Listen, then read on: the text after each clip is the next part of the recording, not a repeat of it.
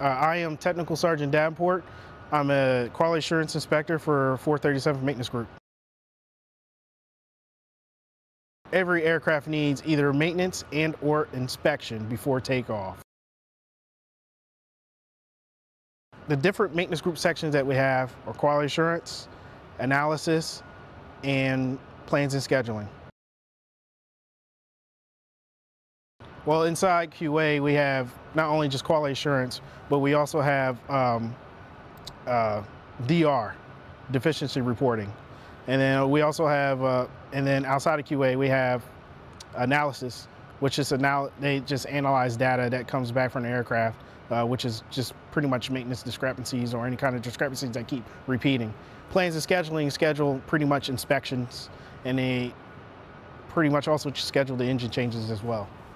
TCTOs, all inspection, scheduling inspection. My job requires an extreme high amount of attention to detail. Like when I was back on a flight line or in scheduled inspection shop, yes, our attention to detail was really high, but you know, no one is perfect. So here in quality assurance at the maintenance group level, that requires even higher attention to detail, where we go out and inspect personnel to make sure that they're paying attention to what they're doing.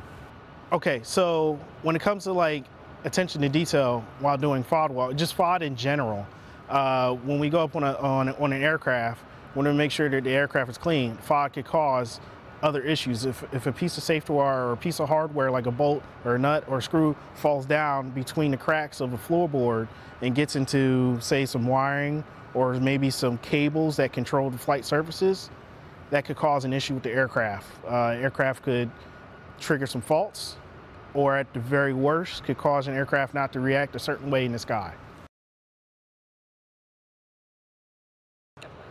If I fail to do my job as a quality assurance inspector, we would fail to highlight certain trends going on within the maintenance units, whereas they might be not meeting a certain criteria as far as inspection, looking at certain areas, or wearing appropriate safety gear, whether safety glasses or aprons or whatever. The consequences of that could be somebody could get hurt, aircraft could go down at the very worst.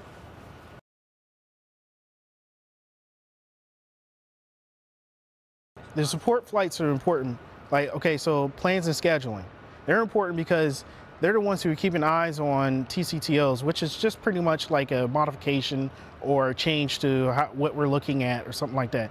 If they're not around to pay attention to that kind of criteria, some of that stuff that comes down from engineering, they want us to look at certain things for a certain reason because they've seen this stuff come out from the manufacturer saying, hey, this is something that's been going on. We need to start paying more attention to it. If we don't pay attention to it, we're going to start having more failures of a certain component or flight surface or something like that.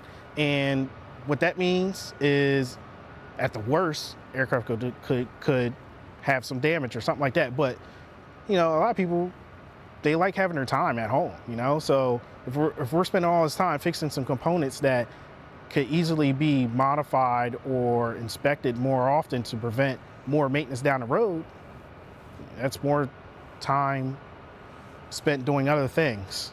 With analysis, they're looking at all the stuff that we have done in the past for years. Myself as a maintainer, I can only look back a certain amount of time before I just can't look. But they have the ability to look years in the past. So they can dig up stuff and say, hey, this issue has popped up multiple times. Maybe we need to figure out a better way to inspect it so that way we can prevent this from happening, or talk to the manufacturer of that component so that way we can maybe get a better component made. So that way we're not changing it out as often or frequently. I do what I do. Be simple is pride and purpose. So purpose, you know, I come here with a purpose, you know, and I like that.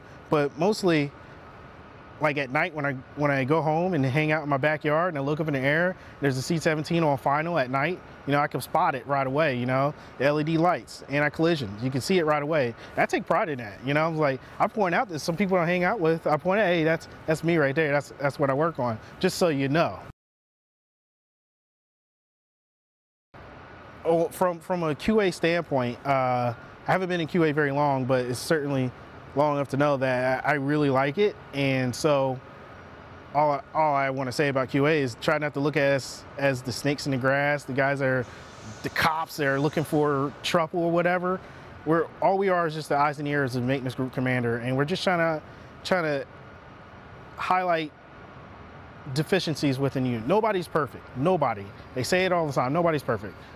Something out there, you know, we're here to catch that kind of stuff and highlight that so that way we can fix the problem now rather than making terrible phone calls at night about so-and-so lost an eye or something like that or worse.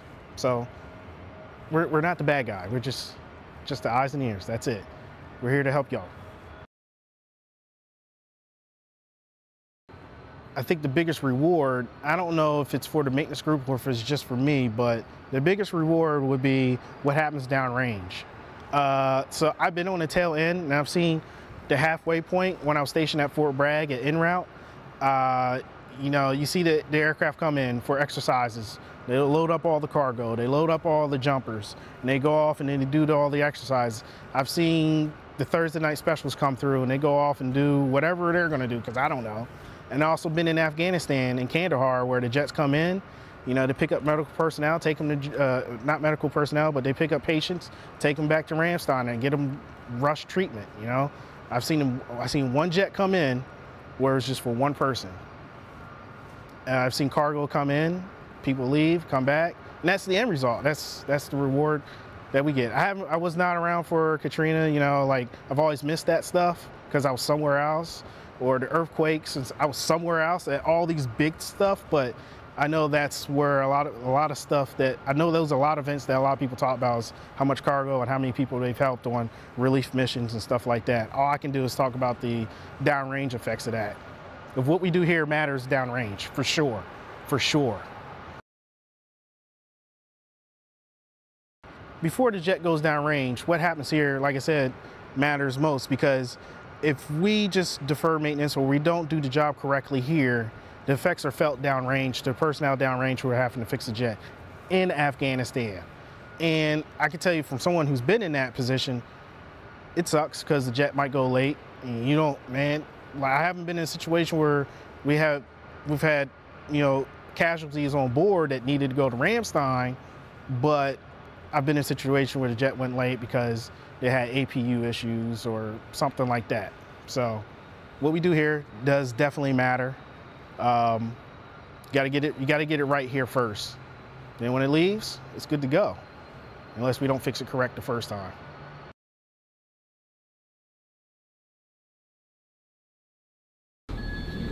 Okay. And what was the fault? Oh, I just hung up on him. Boy. Yeah. 8 p.m. 534 is not going to be able to fly. Okay, never mind. So, Not yet. I'm Three sets of doubles. Alright, cool, man. Schedule never Sims. I got 2 widows and 2 sets of doubles. Hey, sir. They have a through flight. Yeah. So, We still have 1, 8190. Line 2, 7187. Line 3, 9206. Line 4, 215. Line 11, 7184. Line 12, 8054. Line 13, 1193. FTD 213. Recon 1, 213. Anything I missed? Nope, sounds good. Cool. Still want to fly, it's going in the HSC prep. If we fly it, then we'll have to do 2 BPOs before it goes in the cargo. Point 11. Hey, hold up on that 534. No airdrop, but are they putting cargo on? Alright.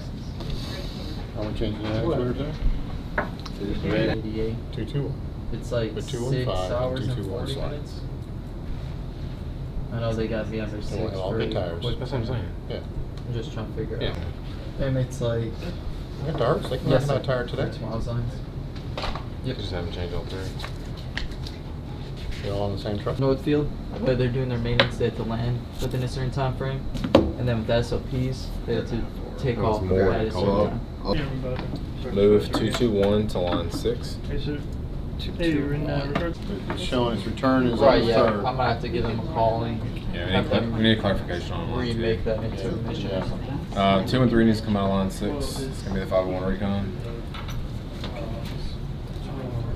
Because it's going to Squadron, you can't get how someone's got.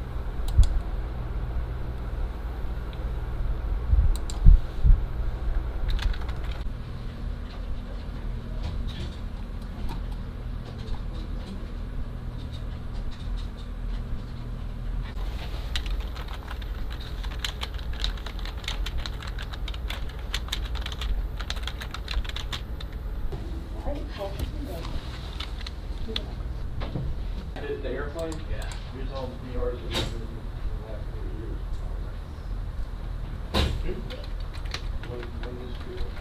It's just like the fact that I go back and forth to work for 2 weeks and $10 a day. Yeah.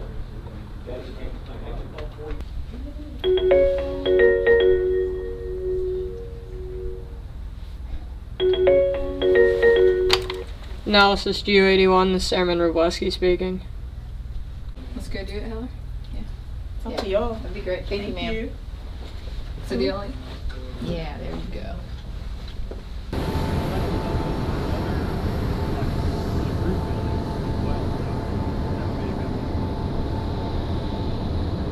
Sarah's probably just going to take longer. I'll just put them all on my desk. Okay.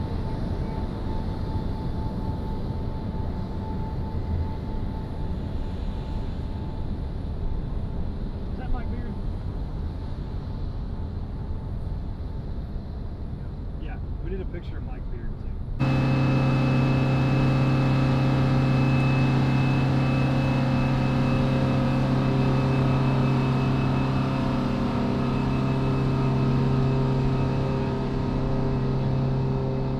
Everything you say.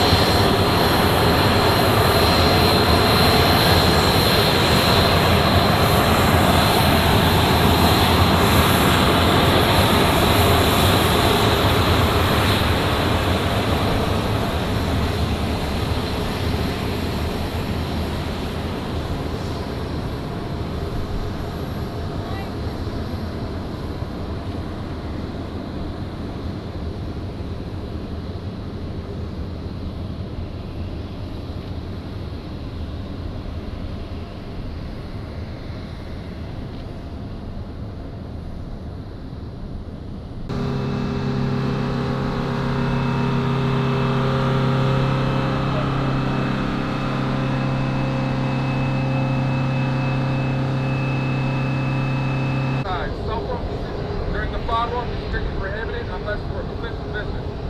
Please be conversations. We will reaffirm the follow-up.